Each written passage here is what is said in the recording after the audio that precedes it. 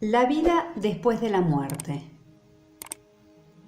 Nichiren describió el estado de una persona que sigue entonando Nan-myoho Renge-kyo hasta el momento de la muerte y que, de ese modo, despliega su budeidad interior. Con respecto a aquel que se arma de fe y entona Nan-myoho Renge-kyo con la profunda conciencia de que ese es el último momento de su vida, el sutra proclama: cuando la vida de estas personas concluya, 1.000.000 de Budas extenderán sus manos para recibirlos, librarlos de todo temor e impedir que caigan en los malos caminos de la existencia. ¿Cómo contener las lágrimas ante la dicha indescriptible de saber que no solo uno o dos, no solo 100 o 200, sino nada menos que 1.000 Budas nos darán la bienvenida con los brazos abiertos? En otro escrito, Nichiren amplió este tópico. Aunque alguien se propusiera decapitarnos con un serrucho, empalarnos con lanzas, sujetar nuestros pies con grilletes y trepanarlos con un marreno, mientras estemos con vida debemos seguir entonando Nan-myoho Renge-kyo, Nan-myoho Renge-kyo. Si mantenemos esta práctica hasta el preciso instante de la muerte, Shakyamuni, muchos tesoros y los Budas de las 10 direcciones vendrán hacia nosotros instantáneamente, tal como prometieron durante la ceremonia en el Pico del Águila. Nos tomarán de las manos y nos cargarán sobre sus hombros para transportarnos hasta el Pico del Águila. Los 2 venerables, los 2 reyes celestiales y las 10 hijas de la madre demonio nos protegerán, mientras que todas las deidades celestiales y benevolentes extenderán un dosel sobre nuestras cabezas y desplegarán bien altos sus estandartes. Escoltados por ellos y bajo su protección, llegaremos a la tierra de los tesoros de la luz tranquila. ¿Cómo poder describir una dicha semejante? En ambos pasajes, Nichiren menciona a los incontables Budas que nos recibirán en el momento de nuestra muerte. Uno puede pensar que estas referencias tenían el propósito de convencer a sus contemporáneos, quienes respetaban profundamente a los Budas. Sin embargo, una lectura más cuidadosa de los textos nos permite ver que frases como 1.000 Budas o Shakyamuni, muchos tesoros, y los Budas de las 10 direcciones, en realidad se refieren a la budeidad inherente a nuestra vida y al universo en sí.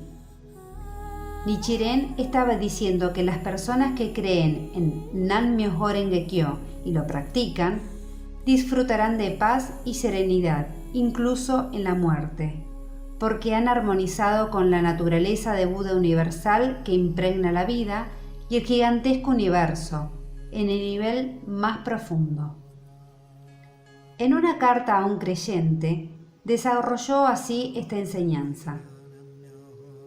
Y cuando se sienta feliz, recuerde que su felicidad en esta existencia no es más que un sueño dentro de un sueño, y que la única dicha genuina es la que se encuentra en la tierra pura del Pico del Águila.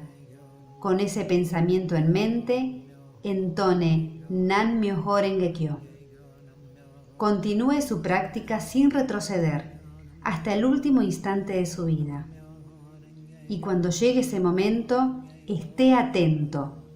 Cuando escale la montaña de la perfecta iluminación y mire a su alrededor, en todas las direcciones, se sorprenderá al descubrir que todo el mundo fenoménico es la tierra de la luz tranquila. La tierra será de lapislázuli, y los 8 caminos estarán separados por cuerdas de oro. De los cielos lloverán 4 clases de flores, y el aire se colmará de música. Todos los Budas y Bodhisattvas se harán presentes, pletóricos de dicha, acariciados por la brisa de la eternidad, la felicidad, la verdadera identidad y la pureza. Se acerca raudamente el momento en que nosotros, también, nos contaremos entre ellos. Pero si nuestra fe es débil, jamás llegaremos a ese magnífico lugar. Cuando Nichiren emplea imágenes y alusiones a un mundo ideal, como la tierra pura del pico del águila o la tierra de la luz tranquila, se refiere a la vida eterna. En algunas escuelas de budismo, lograr el nirvana implica dejar de transmigrar a través de los 6 estados inferiores y equivale al cese de la vida en sí. Pero según el budismo Mahayana, aún después de manifestar y consolidar el estado de Buda, uno reaparece muy pronto, después de la muerte, en este mundo físico, y adopta la forma de un hombre corriente y moliente, para poder obrar en beneficio de sus semejantes. El tiempo que pasa una vida en la fase de existencia intermedia, entre que muere y vuelve a nacer, depende de las condiciones de esa vida individual. Si, al morir, una vida se fusiona con la budeidad universal, tarda muy poco tiempo en renacer en este mundo. Ese tiempo que transcurre antes de que una vida vuelva a nacer individualizada es distinto del tiempo en el que el ser humano experimenta en este mundo. En todo caso, es el tiempo percibido por esa vida particular, cuya duración varía según su estado espiritual. Para emplear una analogía familiar, cuando nos sentimos sumamente felices, el tiempo vuela. Una hora parece apenas un minuto. A la inversa, cuando sufrimos, el tiempo parece no transcurrir nunca, y los minutos parecen horas interminables. Los 10 estados también existen en la gran vida universal. Si nuestro estado de vida en el último instante es de infierno, esa persona se fusiona con el estado de infierno del universo. Si uno está en estado de éxtasis, la vida se fusiona con el estado de éxtasis del cosmos. En otras palabras, la vida del individuo se integra al estado de la vida universal que corresponde a su longitud de onda. Con respecto a la forma en que nuestra vida se fusiona con el universo, aunque hablemos de 10 estados inherentes a la vida universal, en realidad, ellos no existen como lugares reales, en algún lugar del universo.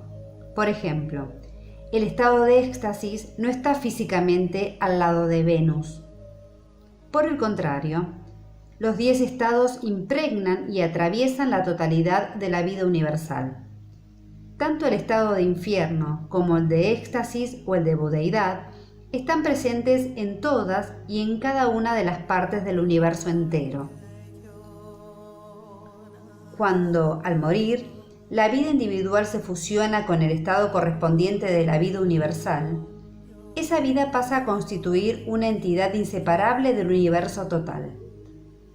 Precisamente, por esta razón, siempre que existan las causas externas apropiadas, no hay nada que restrinja o limite el momento o el lugar del universo donde esa vida puede reaparecer. Renacemos con el cuerpo, el psiquismo y el medio ambiente más adecuado a nosotros. Con respecto a las personas que establecen sólidamente su estado de Buda, Nichiren escribió: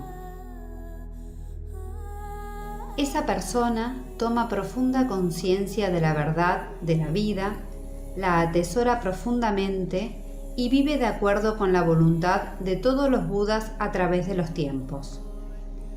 Recibe la protección de los 2 venerables, las 2 deidades celestiales y las 10 deidades, y sin impedimentos logra renacer en la suprema tierra de la luz tranquila. En un instante regresa al reino de los sueños, donde repite el ciclo de nacimiento y muerte en los 9 estados. Su cuerpo, de la ley, impregna las tierras de las 10 direcciones, y su mente penetra en la vida de todos los seres animados. Urge desde adentro e introduce desde afuera, y apropiadamente combina ambas acciones para guiar a las personas hacia la iluminación. Y, armonizando las causas externas e internas, emplea la infinita fuerza de su amor compasivo para beneficiar ampliamente a los seres vivos. Nichiren enseñó que las personas, a medida que se alejan del círculo vicioso del nacimiento y la muerte en los 6 estados inferiores, simultáneamente inician la tarea de los bodhisattvas y guían a los semejantes hacia la salvación, a lo largo de innumerables ciclos de nacimiento y muerte. Por lo tanto, para los bodhisattvas, el nacimiento y la muerte son causas de iluminación, no de sufrimiento, y representan el medio por el cual trabajan en bien de los demás. Morir con dignidad. El budismo establece 3 categorías de pesar: físico, psicológico y existencial. Se dice que la muerte conlleva la conjunción de los 3. El dolor físico implícito en la muerte se alivia con ayuda de la ciencia médica. Los sistemas de bienestar social y la labor conjunta de la familia y del sistema médico pueden aliviar el sufrimiento psicológico que acarrea el morir. Sin embargo, superar el pesar existencial es otra cuestión. Esto se refiere a la angustia causada por la idea de la propia mortalidad. Creer en la vida eterna constituye una forma de pensar la vida y la muerte, y de triunfar sobre el miedo y la aprensión que causa esta última. Cuando las personas adquieren una visión espiritual de la vida y la muerte, sienten un poder interno que les permite superar la desesperanza de estas 3 clases de pesar, y de vivir este último capítulo de su vida de manera plena y tranquila. Los avances de la medicina moderna prolongan notablemente la sobrevida previa a la muerte en pacientes en etapa terminal. Así pues, uno de los principales intereses de la medicina contemporánea debería ser apoyar a las personas que van a morir, para que puedan superar el miedo y la ansiedad. Esto implica el desarrollo que está teniendo la especialidad médica que se ocupa de los cuidados paliativos, también conocida como atención terminal. En casos de enfermedad incurable, ante la proximidad del fin, la gente quiere mantener el orgullo, el respeto por sí misma y cierto grado de control sobre sus facultades y su dignidad personal. Cada vez más se tienen en cuenta los derechos del paciente como su derecho a morir. Sin las posibilidades que ofrece la ciencia médica actual, este derecho sería puramente teórico. Pero la medicina ha desarrollado tratamientos que alivian el dolor y eliminan la agonía de la enfermedad. Hay tecnologías complejas que permiten prolongar mucho tiempo la vida. Con todo, el lado oscuro de estos avances es que mantienen a los pacientes en un estado vegetativo irrevocable. Y esto trae a colación la pregunta moral.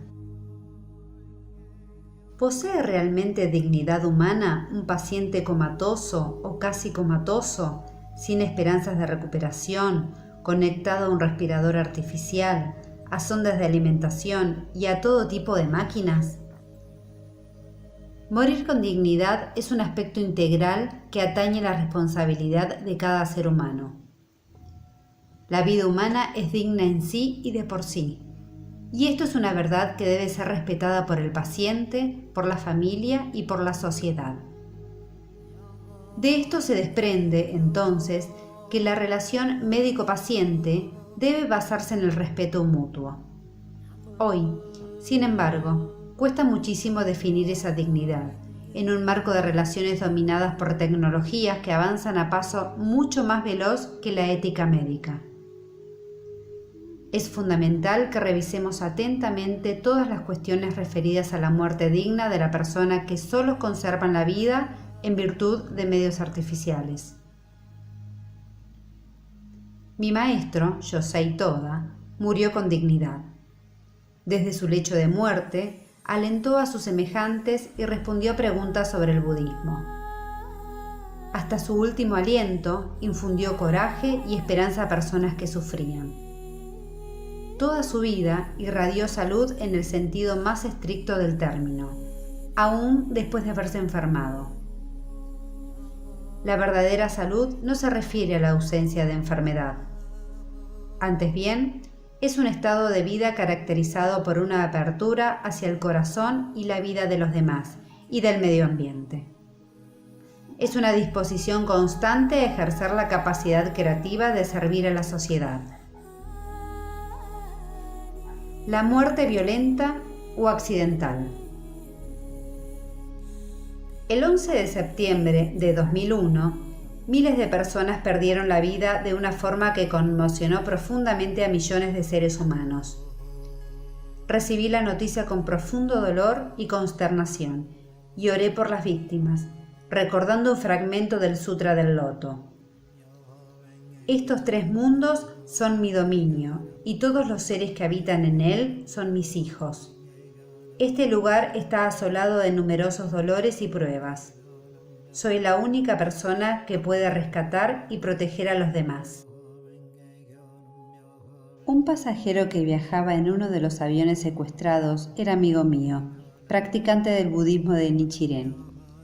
Sus familiares, que practicaban esta filosofía, me escribieron para decirme que, aunque en principio la tragedia los había destrozado, decidieron enfrentar la situación abiertamente y emplearla para profundizar su fe y fortalecer mucho más su vida.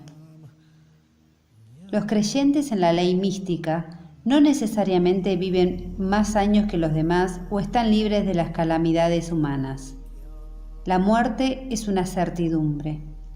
Por ende, lo que importa no es que tengamos una vida larga o corta, sino que en esos años de vida hayamos formado un vínculo con la ley mística, el eterno elixir que cura todos los males de la existencia. Esto, en retrospectiva, determina que hayamos podido vivir de la mejor manera posible. Cuando nos empeñamos incesantemente en revelar nuestra naturaleza de Buda y en abrazar a los demás con el amor compasivo de un bodhisattva, todo lo que nos sucede en la vida es alimento de nuestra iluminación. Entonces, los desastres nunca son meros desastres, y hasta una corta vida puede ser tan fructífera como una larga existencia. La fe nos permite hallar un infinito significado en cada acontecimiento, bueno o malo. El budismo esclarece que las adversidades de la vida sirven para erradicar los efectos negativos del karma individual. En tal sentido, nótese el brutal desastre que sufrió Shakyamuni durante los últimos años de su vida, cuando el rey Virudaka de Kosala ordenó masacrar a la tribu de los Shakyas. Aunque no hay coincidencia entre los distintos registros históricos, parece ser que la tribu Sakya fue literalmente aniquilada bajo los huestes de Virudaka. La masacre se cuenta entre las 9 grandes pruebas que afrontó al Buda. Varios de los discípulos más eminentes de Shakyamuni también sufrieron hechos infaustos en el transcurso de su práctica budista. Durante la existencia del Buda, Devadatta mató a golpes a la monja budista Utpalavarna, cuando ésta lo amonestó por haber intentado aplastar al Buda con un peñasco desde la cumbre del Pico del Águila. Maud Galyayana era el discípulo del Buda más destacado por sus poderes trascendentales. Mientras practicaba la mendicación religiosa en Rajagriha, murió linchado por una turba. No obstante, aunque Shakyamuni experimentó personalmente considerables odiseas y aunque sus seguidores fueron sometidos a distintas hostilidades, él siguió enseñando a las personas cómo liberarse del sufrimiento, para poder guiarlas de a poco por el camino a la budeidad. El budismo fue venerado en su momento en la India y en la China, y luego llegó a ser una religión mundial, precisamente por la determinación de Shakyamuni de propagar sus enseñanzas pese a los obstáculos y tragedias. La muerte del espíritu. El Sutra del Nirvana afirma: Bodhisattvas, no teméis elefantes enfurecidos. Es a los malos amigos a quienes debéis realmente temer. Aunque os mate un elefante furioso, no caeréis en los malos caminos. Pero si un mal amigo os destruye, sin falta os hundiréis en ellos.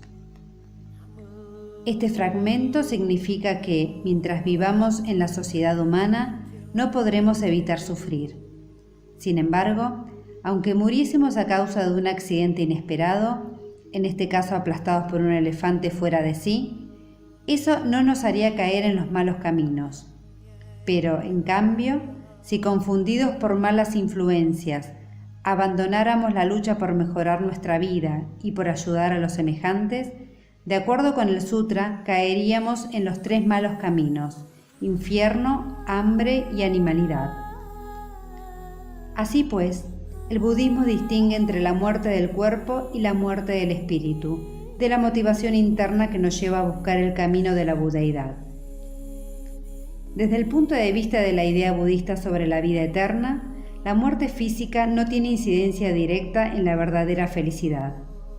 Por el contrario, si mantenemos la práctica de los principios budistas durante nuestra existencia, podremos minimizar la duración de nuestra existencia intermedia y renacer rápidamente en este mundo para continuar recorriendo el sendero de la práctica budista.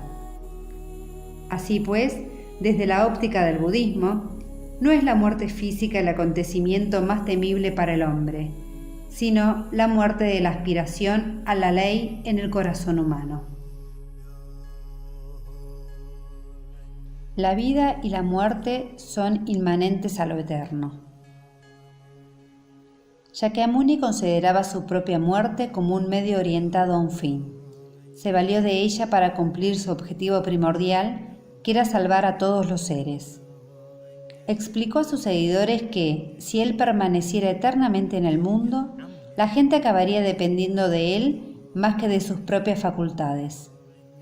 Por eso, el Buda no era una presencia perpetua en este mundo, sino que venía y se marchaba a intervalos. Así pues, instó a los seres humanos a buscar el amor compasivo, la sabiduría y la benevolencia del Buda en sus enseñanzas, y también en la dedicación de cada uno a las prácticas del camino. Del mismo modo, la muerte de cada individuo es un medio orientado a un fin, es decir, un medio para renacer. A medida que envejecemos, nos debilitamos, enfermamos y finalmente morimos. Pero no fallecemos porque sí, sino para comenzar una nueva vida. El propósito fundamental de la muerte, entonces, es el nacimiento, es decir, permitirnos comenzar de nuevo la próxima fase de nuestro eterno ciclo vital.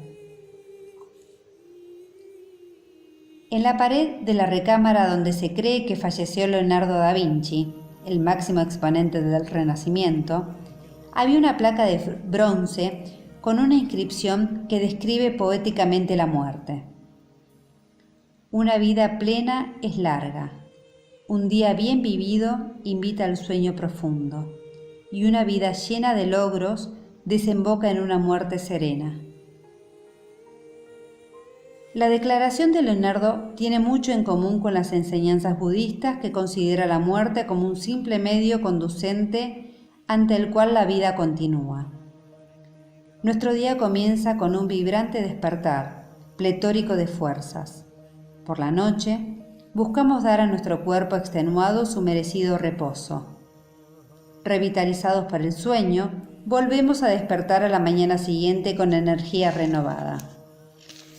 Desde el punto de vista de la eternidad de la vida, podemos ver la muerte como el primer paso del viaje hacia una nueva existencia.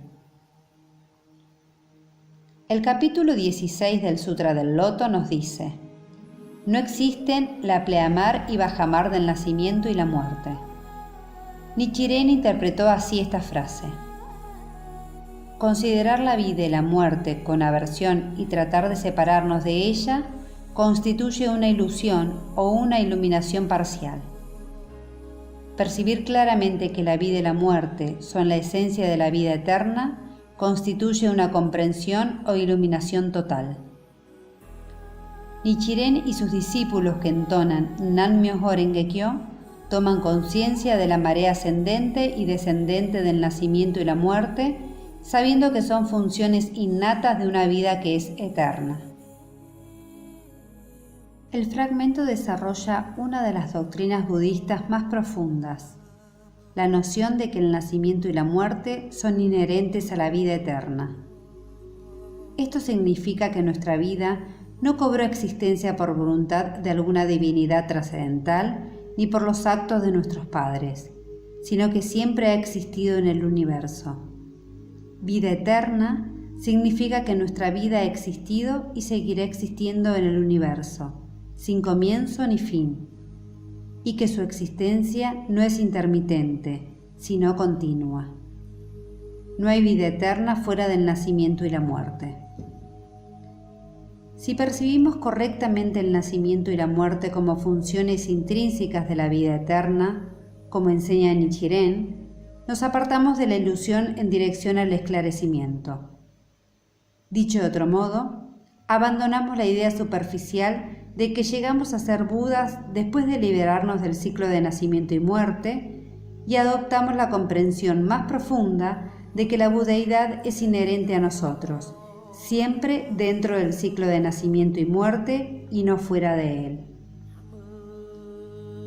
Cuando vivimos basados en esta conciencia, no nos atemoriza el dolor del nacimiento y la muerte. En cambio, acumulamos tesoros de infinito valor en lo profundo de nuestro ser, para que, eterna y jubilosamente, repitamos el ciclo del nacer y morir. La naturaleza, la sociedad, nuestros propios asuntos cotidianos están sujetos a un cambio constante.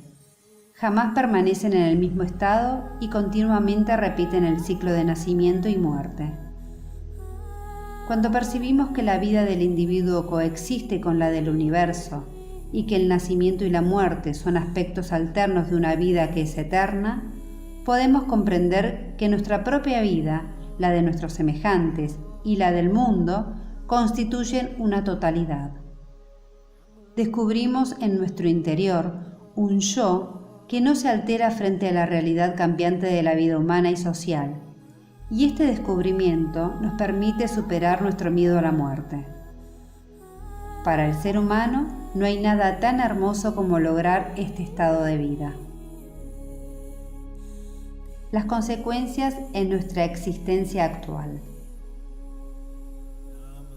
Hemos examinado en detalle el concepto budista sobre la vida eterna. Pero, ¿cuál es el valor de estas teorías en nuestra vida real? Si nuestras ideas sobre la muerte no tienen incidencia directa en nuestra forma de vivir, no son más que especulaciones teóricas sobre un tema que afecta a cada uno de nosotros en el nivel más profundo. La cuestión de la muerte requiere de nosotros un constante esfuerzo por comprenderla.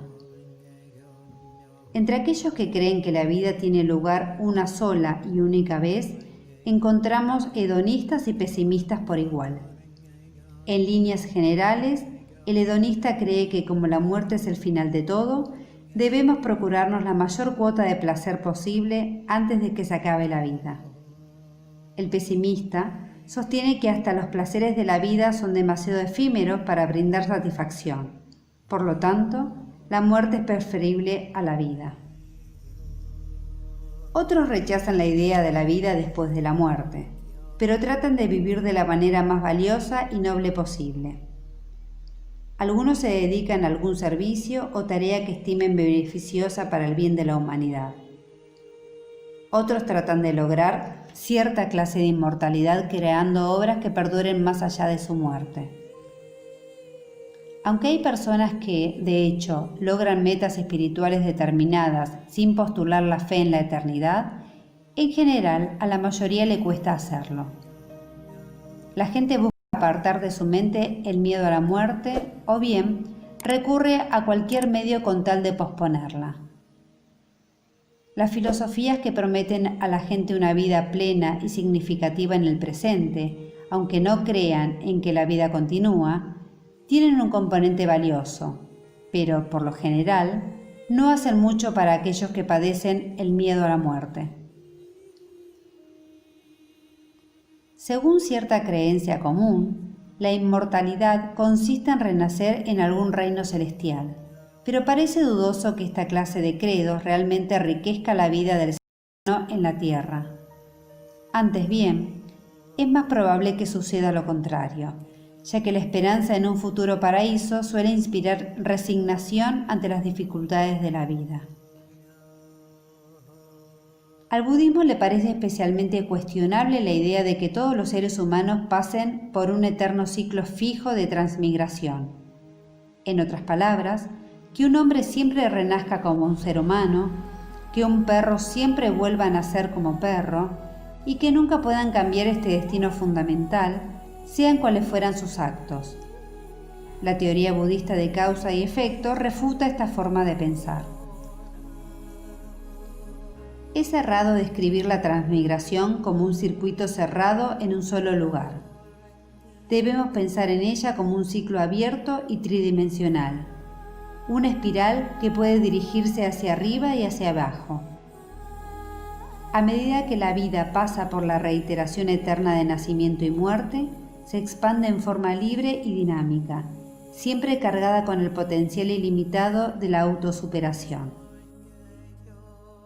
Los organismos vivos eternamente repiten esta secuencia de existencia y muerte, pero ambas constituyen dos fases de la vida. Las causas que hace una persona en esta existencia se manifestarán como efectos en el futuro.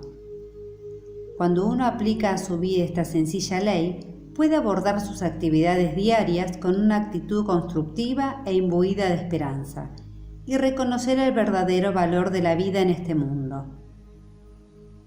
El futuro no existe fuera del presente, ni permanecerá fijo en un único plano. Qué y cómo seremos en las existencias futuras depende de lo que hagamos ahora. Cada pensamiento y cada acción desempeñan un papel en la configuración de nuestro futuro, tanto en la vida como en la muerte. La ley de causalidad es válida para cada forma de vida, pues impregna y modela el gran fluir eterno de la vida cósmica. ¿Cuáles son entonces las consecuencias prácticas de esta filosofía? ¿Cómo afecta nuestra conducta y actitudes? En primer lugar, nos brinda valor para enfrentar la vida y la muerte. Nos permite ver esta última no como una incertidumbre angustiante, sino como una fase normal de la existencia que se alterna con la vida en un ciclo eterno. En segundo término, nos enseña a atesorar la existencia que poseemos aquí y ahora, y a vivirla de la manera más digna y valiosa posible. Si, en nuestro fuero interno, creemos que la conducta actual crea y determina las existencias futuras, nos empeñaremos en mejorar como seres humanos y en emplear cada jornada productivamente. En tercer lugar, postula que la única forma de desplegar al máximo el potencial de la especie humana es vivir existencias consideradas, solidarias e inspiradas en un profundo amor hacia los otros seres. Tener conciencia de que cada actividad en la cual nos involucramos puede ser causa de crecimiento y de transformación interior. Es reconfortante saber que la buena fortuna que acumulamos mediante nuestros actos no se extingue con la muerte, que es una parte integral de nuestra vida y que se incorporará a nuestro yo eterno. Finalmente, esta mentalidad nos permite enfocar nuestros deseos instintivos de tal manera que ellos eleven nuestro estado de vida. Aprendemos a eludir las trampas del pesimismo y del hedonismo, y encontrar la alegría y la verdad en el amor empático y compasivo, más que en la esperanza efímera de renacer en algún paraíso. Los que solo conocen las tradiciones ascéticas del budismo temprano, tal vez piensen que esta religión es pesimista o nihilista, que es algo concebido solo para preparar al ser humano ante la muerte.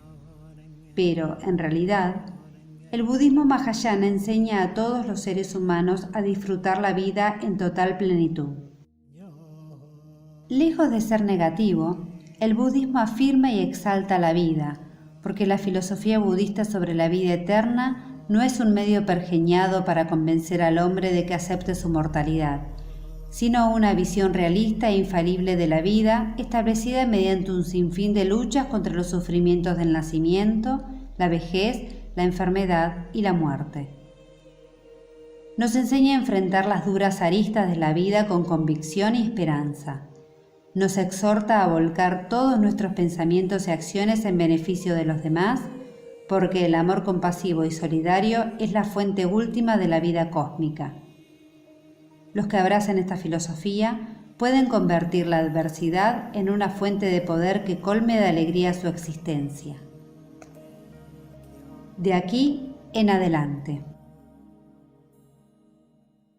Montaigne dijo: filosofar es aprender a morir. Del mismo modo, el budismo nos enseña primero a aprender sobre la cuestión de la muerte y luego sobre otros asuntos. Como ambas declaraciones indican, comprender mejor la muerte enriquece la forma de vivir.